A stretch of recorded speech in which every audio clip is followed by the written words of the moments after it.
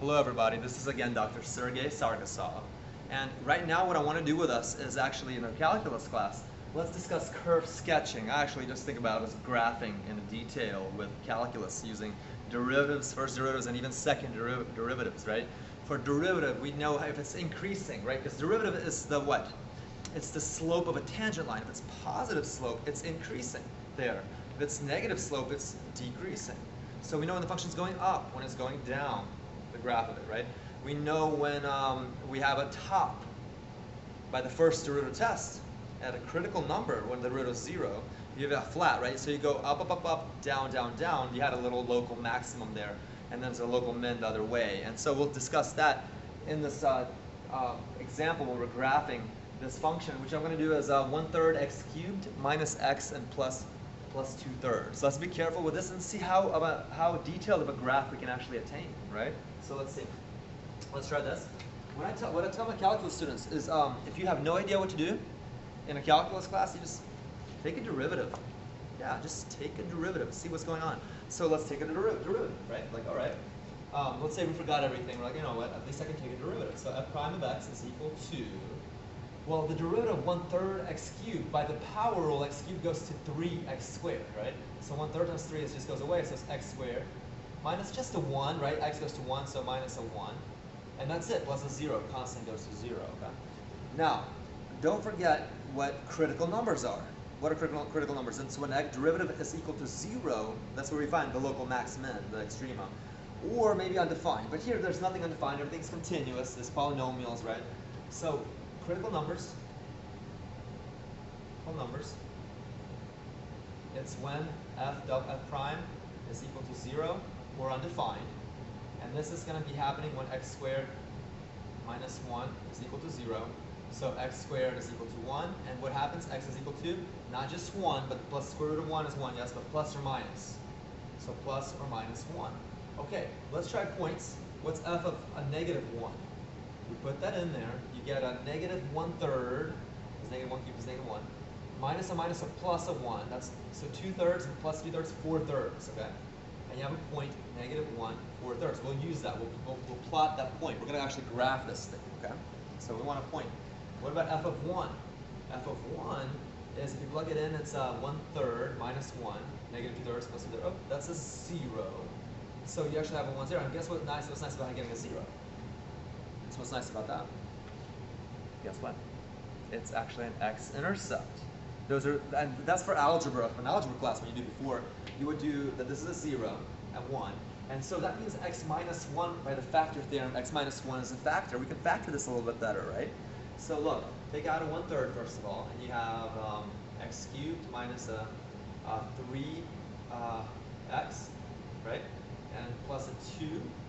And we know, because I have a 1, 0 point, you know there's going to be a 1/3, and then this is going to be x minus 1 there. The 0 being a 1 make sure there's a factor x minus 1 there, okay? Guarantees that. And so let me show you how I will divide it out.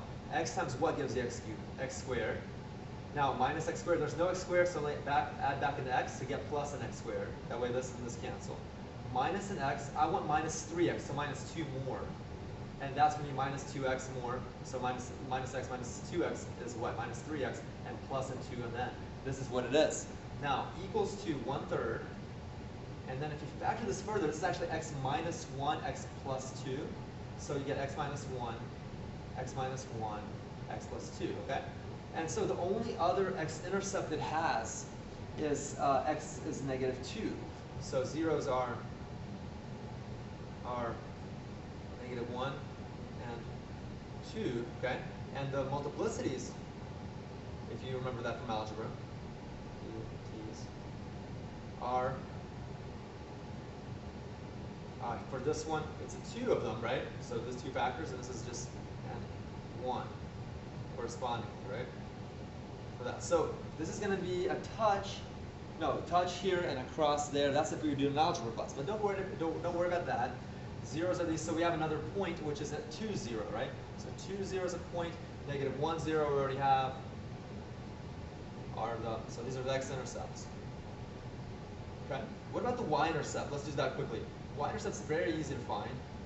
you just plug in x equals 0. X equals 0, and then you're left with 2/3, right? There's nothing left more than 2/3, and just a constant. Okay?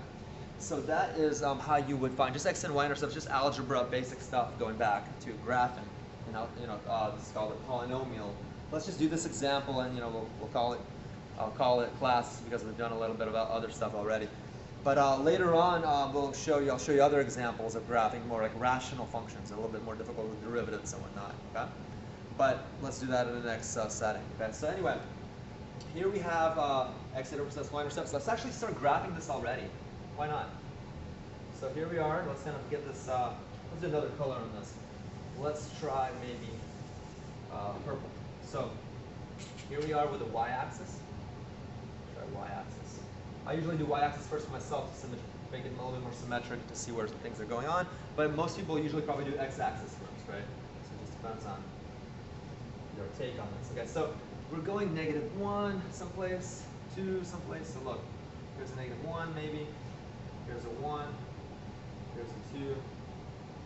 And so on and so forth, right? So now, we know at -1 there's a 0. At 2 there's a 0. Cool, so we have spots there. Let's make this as a 1. Okay? So what happens? At 0, it's 2/3. It's 2/3 of this 1. At -1, it's 4/3. Oops, hold up. Oh, that's a 1, -1, 0, right? Oh, oops. I made a mistake. This is, let me correct it by putting a +1, right, and a -2. Oops. And then this is a -2 and a +1 for making it x-intercepts, right? +1, 0. So made a completely big mistake here. This is actually, the 0 is a -1, but -2 is a 0 here, and this 0 is not at the 2, it's at the 1. Use the signs for a second there, right? So here are the points we have. This one, and those 3 points. We also have -1, 4/3, right? Somewhere there. That's going to be a local maximum, looks like. We'll see. So this is -1, 4/3. This is a -2. This is a 1. This is, of course, 0, 2/3. Okay? These are some points. Let's label them. But now let's go ahead with the calculus. So let's do a first derivative, the first derivative test, and everything about the first derivative. Increasing, decreasing, first derivative. And the test tells us if it's a local max or min, those extrema, because they're going to happen at these critical numbers. Okay? But first derivative, the test itself will tell you, you know what, are these going to be a maximum? Is this like at the top, or is that the bottom in that little area, right, in that region? So let's talk about first derivative. First derivative we already did, right there, right? We talked about that. So first derivative test, what we do is we set up this kind of a number line, okay? And we say, you know what, here's the first derivative. It was what, x squared minus 1? So x squared minus 1, and let's see. We've got the critical numbers -1 and 1. And to the left of -1, it is actually going to be, put a -2 in, for example. -2 squared minus 1, what's that? That's a 4 minus 1, 3. It's a positive. So positive, then it's going to be negative between -1 and 1. Try it, but anything like 0, 0 squared minus 1 is negative. And then positive again after 1. Okay? So this is going to be increasing. That's what derivative greater than 0 means. This is meaning decreasing, negative derivative, and this means increasing. So by this, we can see it's going up, then it's going to be a flat, right? The 0 slope, the 0 derivative here at the -1. That's when we got the critical number, but instead of equal to 0. So it's like when is the slope flat? And so we're going to have a max. You see that when it goes up and then down, there's a maximum, a local maximum right there. So that's the first derivative test telling you from up to down. It goes from positive to negative, that means it's a maximum. From negative to positive means it's a minimum. So we know right away that there's a max at -1 and minimum at 1. So it's a maximum right here. It's a maximum, local max, and local min, okay? Right there, in this spot. So here's a min, here's a max. That's nice. What is that 0 for? So let's do the second derivative for a second. For one moment, second derivative. Okay? Second derivative, not even the test, but just everything about it. We haven't done that yet. It's what? It's going to be f double prime of x, and that's what? Let's take a derivative of, that's a ddx of what? Of the x squared minus 1, of the derivative, right? Take a derivative again, and that's just 2x, right? And 1 goes to 0, -1. So 2x. Okay, point of inflection. What's a point of inflection? What is it called? Concavity. Concave up, concave down, facing kind of the smiley face, the U shape up and the U shape down. So look at this. Concavity means its second derivative is bigger than 0. It's when the derivative, think about this, the derivative is increasing in time. In other words, the slope, even if it's negative, it's going to become less and less and less and less negative, and it's going to become more and more and more and more positive. That's what second derivative bigger than 0 means. That the change in the rate of change of the derivative is positive. What about negative? What does that mean? Even if I'm going up, I'm going to be up gradually slower, slower, slower, so the slope is decreasing. And if it's decreasing, if the derivative is decreasing, that means that the second derivative is negative. So that's why this is negative, the second derivative. This is positive. Positive, smiley face, positive first derivative, second derivative, right? So we want to know when is this greater than 0, when it's less than 0, and when it's 0.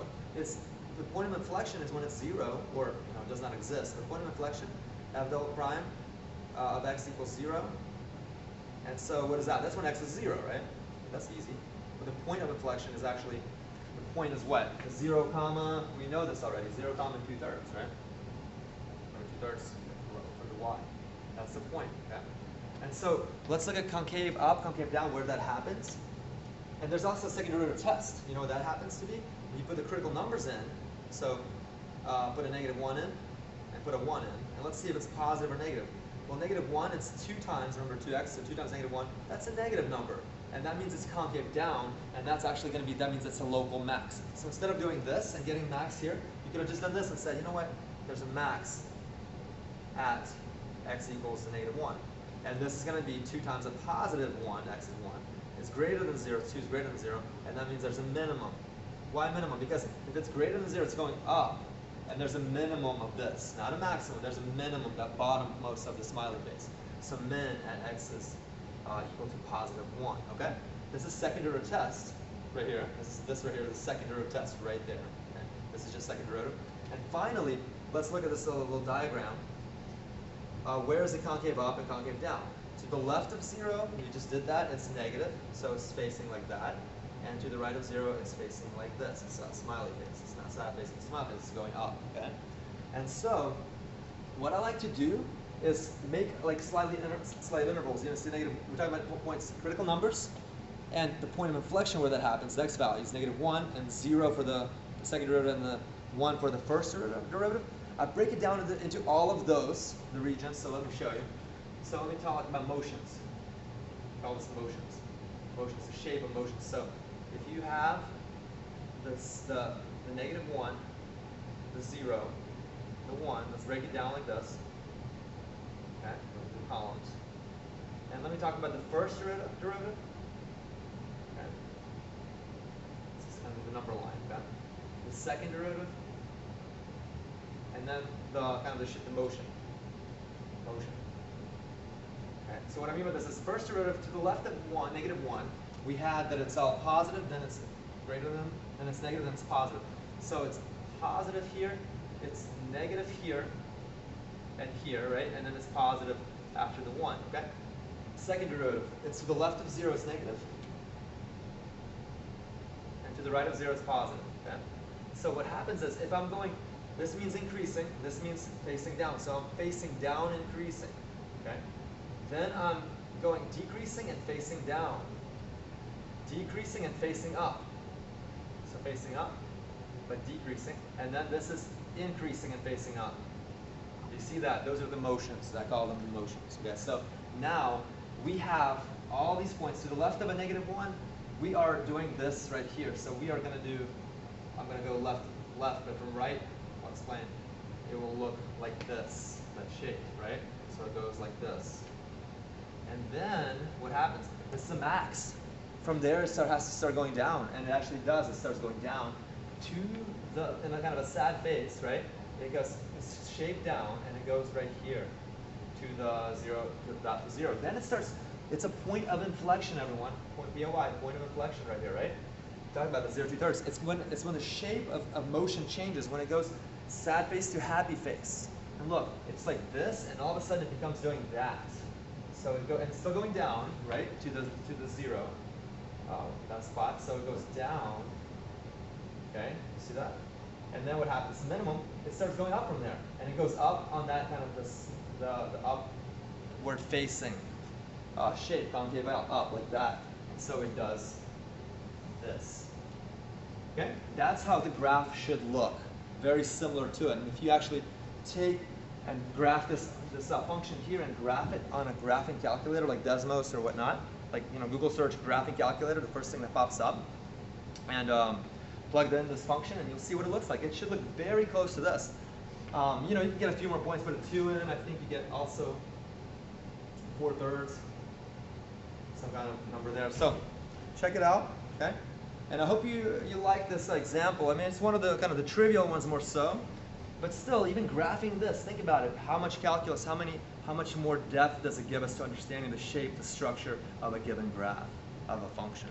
So, or a function graph of a given function. So anyway, nice working with you guys and gals, and I hope you have a good rest of the day, and we'll continue with these examples next class. All right, thank you.